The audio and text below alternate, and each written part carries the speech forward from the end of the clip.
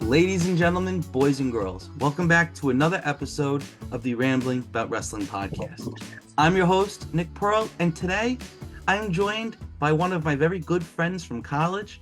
I am joined by the one and only Paul. Paul, how you doing? I'm doing great. How are you? Thank you for having me, by the way.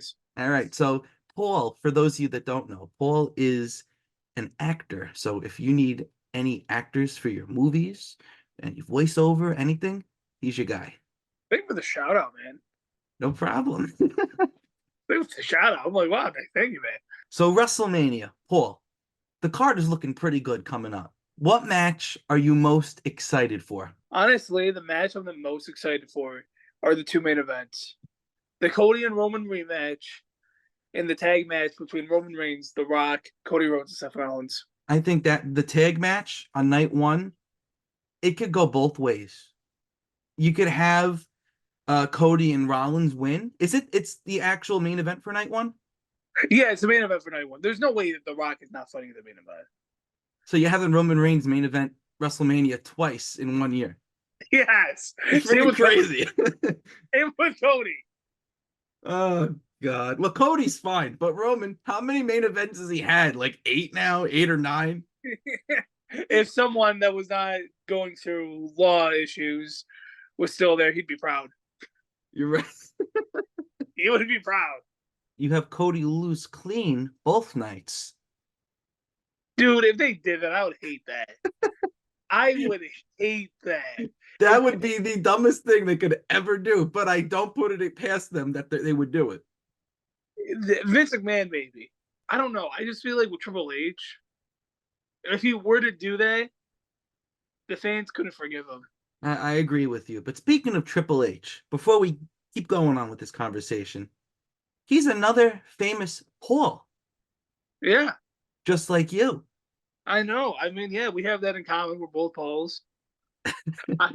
I grew up watching Triple H and seeing his dastardly, well, the end of his like dastardly heel run. Who was your favorite growing up? My favorite growing up was Batista. They got me into wrestling. So how I got into wrestling. This is actually a really funny story. One time, my babysitter, when I was like really young, invited her whole friend group to my house while babysitting me, basically having a mini party. And one of her friends was watching the Raw that Batista turned on Evolution. That's a good episode. And that's what got me into wrestling. My favorites was Batista and Undertaker. Were you very upset when The Undertaker lost the streak at WrestleMania 30? He should have lost the streak. He should have retired undefeated. Losing to that man, Brock Lesnar, you could have given it to someone else. I mean, at WrestleMania 31, he went up against Bray Wyatt. I think Wyatt could have beaten him. Personally, okay. I think I didn't like that so-and-so won. I'm not going to say his name because of his other issues. I'll say the name. The build for that feud was not that great. I think if like somebody's going to beat the streak, they need to have like the best build. I get why CM Punk didn't end it, even though I think if he did, he could have been a good choice.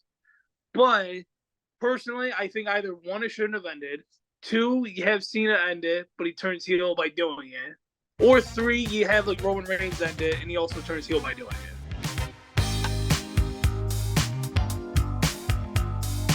As long as Drew stays and Drew beats Rollins at Mania, you're going to have Punk versus Drew. I don't think Drew should leave. This is the most interesting his character has ever been. He's doing some great character work. I don't know. Like, he's the best heel right now in WWE. I think he's in the top 3 for me, for sure. But I'm just concerned that if he does resign, they could just be giving him this push now to get him to resign, and then they don't do anything with him. No, that's a valid point. I think he should maybe like, I don't know if he could like sign like an extension, or it's like he just signs for like another year just to see if this is like just for me to stay, or if this is like so much more. Maybe they get him to a short-term kind of thing. At the point we're at, he needs the championship. But the thing is, though, I think he's better at chasing it. He's definitely better at chasing it. And I like his character now. Is he a heel or is he just brutally honest? The thing is, like, I think what should happen is Drew wins for Damian Priest to cash in successfully. That way, like Drew would be an even better character because you'd be even more like pissed off and tirade. And I think him and Damian Priest would be a good underrated feud. I 100% agree with you. And I've said Priest mimicking the Rollins cash in a Rollins match. It doesn't even have to be during the match. It could be right after. Whichever way they want to go about it. People would be pissed, I think, because no, a lot of people are slandering Priest. I think he's great. I think okay. I love Damian Priest. I personally think he's like the best one in Judgment Day. Him and Dominic Mysterio. But my thing is more of just the booking of how he was booked as Money in the Bank with that contract. His booking with that contract could have been a lot better. That's something Paul Triple H Levesque is not very good at doing. I don't think he's really booked a good Money in the Bank run for anybody. Io, I mean, if you think, yes, Io cashed in and won, but she also, how many times did she win when she had the briefcase? I mean, that's tough because it's like, I also feel like he hasn't really booked a great Royal Rumble. The one in 2023 was okay. I like it more in hindsight than I did going into it. Maybe because it was the first match on the show. But the 2024 Rumble kind of sucked. I could tell you, when I watched the 2023 Men's Rumble, last year, I thought it was complete garbage. I could tell you that, being honest.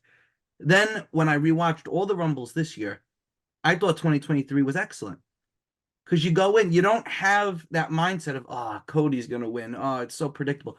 You go in with the mindset of, damn, this is really a fun match. Just look at, there's a random spot with Chad Gable and Xavier Woods just full on wrestling each other in the ring. 2023 Rumble, better than the 2024.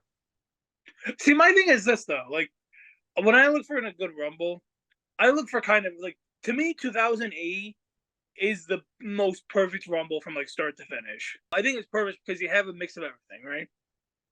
You have one-off Legend appearances. I'm a sucker for the Legends appearances in the Rumbles. I kind of would prefer those over an NXT call-up because the NXT call-up could just be, like, the next one as, like, a member of, like, the main roster. And you had a great surprise return in John Cena. On top of that, you had a great 1 and 2 in Shawn Michaels and Undertaker, who closed the match the year before, and they opened it this year. Don't forget, number 3 was Santino. You had a great first elimination in Santino, and I just feel like you had an overall stacked roster where, like, you weren't sure who was going to win that match. Because going into that match, I don't think no one thought that John Cena was still, like, entering. Wasn't he, like, 6 months ahead of recovery time? He was. And the craziest thing is that in hindsight, if Cena had not entered, yeah, Triple H would have probably won the match. But at the time, I don't think anyone really knew who was winning that match. 2010, when Edge won, did people expect Edge to come back too?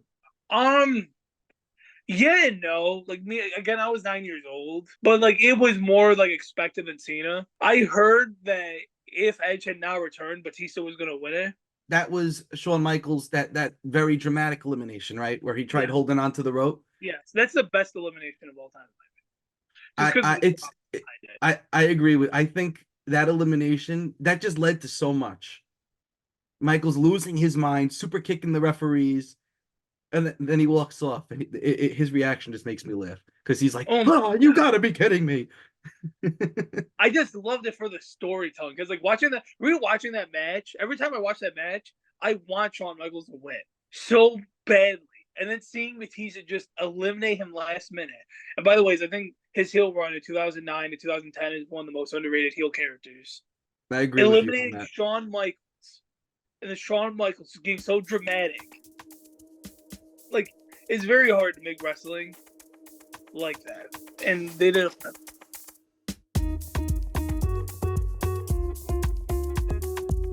Let me ask you this. Who do you think Triple H is booked better than Vince? And who do you think that Vince is booked better than Triple H?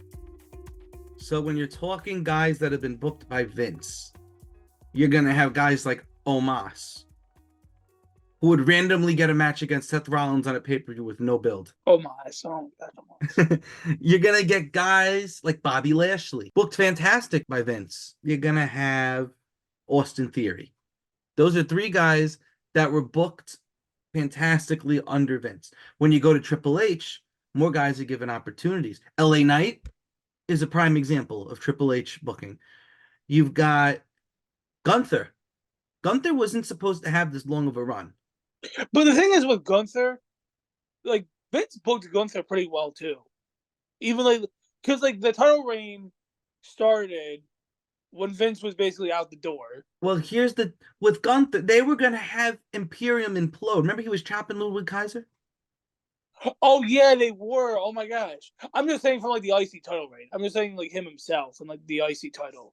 Yeah, that's true. I don't think the IC title would have been up as the level of at the level of prestige that it is now had Vince still been in charge.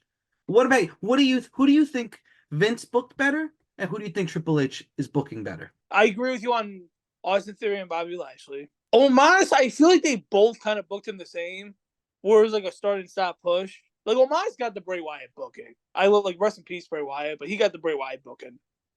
Yeah, but yeah. At least Bray Wyatt stuff was very interesting, and I freaking love Bray Wyatt. I got all these things up of him, all these No, Bray Wyatt's very collectibles. entertaining. Don't get me wrong. I'm just Omos saying can't do that though. Omos he had a match against Brock Lesnar at WrestleMania. Like what the frick? I'm just saying though that I'm just saying that with Omos, they book him like Bray Wyatt because they don't know if they want to push him or not. So they have him win, lose, win, lose, win, lose. So the point You're right. what is going on. And then with who I think Triple H books better. See, a lot of the people I think he booked the same as Vince. Roman Reigns booked the same as Vince. Cody Rhodes booked the same. You don't get the countdown to Cody anymore, though. Remember they used to do the countdown to Cody? Oh, yeah. He books factions better. He definitely does. With Vince, the factions, they'd exist, and then they wouldn't exist. With the exception of a few factions. I think his best booked faction was Evolution. Well, the Hurt Business Prime COVID was great, too. And then they broke them up, and then they were almost getting back together, and then they didn't. But now he's with the Pride. I think they're a great group, but the feuding with they got the never-ending feud going on with what is it, the Final Testament? I like Karrion Kross though. I like them too. I love AOP. I think the group is great. It's just it's never-ending faction warfare, and I don't think Bob and Cross could have a 5-star match. I don't think they could. Cross is more of a character, where Bob is just the guy that'll beat the hell out of people. But the thing is, though, they don't need to have a 5-star match. I feel like for them, they should have a street fight at WrestleMania. That would be nice. And you have Bo Dallas help Karrion Kross win. Ooh, that's juicy. And then you could really push Karrion Kross and make him like a good top heel. Dominic Mysterio is another name that you could pull from Judgment Day that Triple H has booked better than Vince. Actually, yes, you could. I would say everyone in that group, Triple H booked better than Vince. You think also, Damian Priest? Also, no, Damian Priest would have got pushed regardless. He was a United States champion. And a few years from now, we're going to say, who booked who better, Triple H, Vince, or The Rock? He's not joking about sitting at the head of the table. He's sitting at that Endeavor table, that TKO. He's sitting like this. All right, I want a main event WrestleMania 2 nights. Can we make it happen? And then we'll say this, The Rock booked The Rock the best. They're making him look so cool. But when they do they put the ones up, he puts the L up. There's just little things. I think he's playing heel. So at WrestleMania, you could even have him purposely lose the tag match. You think The Rock's going to lose his first match back? No, but it could happen. Let's be real. He has more of an ego than Hogan and Triple H and John Cena at this point. Like the thing is, when they do Rock and Roman, I think storyline-wise, it would make more sense for The Rock to be heel and Roman to be face. And they could do that slow burn, too. I hope they don't do it as slow as that this whole freaking storyline with Roman's been at this point. I think it's going to need a little kick in the butt. Just a little. I think Roman needs to drop. I think Roman needs to drop the title. But what if he beats Hogan's record? He's got to hold it till at least SummerSlam. No, I don't want that. Well, it might happen, Paulie. No. Yeah. Yeah. No. And the thing is, I like Roman, but no. I just think Roman would be a more interesting character if he didn't have the title. I agree with you. Roman, when he's at his breaking point, is the best, especially when he got pinned by Jey Uso at Money in the Bank. Because that would be so interesting if Cody beats him and Roman Reigns just goes on full-on rage. I would love it. That would And be then for some excellent television. It will indeed. Yes. So, Paul, thank you so much for coming on. Thank you for having me. This has been a great conversation. I'm glad I was able to talk to you. Paul, let the people know where they could find you. You could find me on Instagram at Paul_CHAHFE. I'm glad I was able to have you on. Thank you so much. It's been real. We'll talk soon. Talk soon.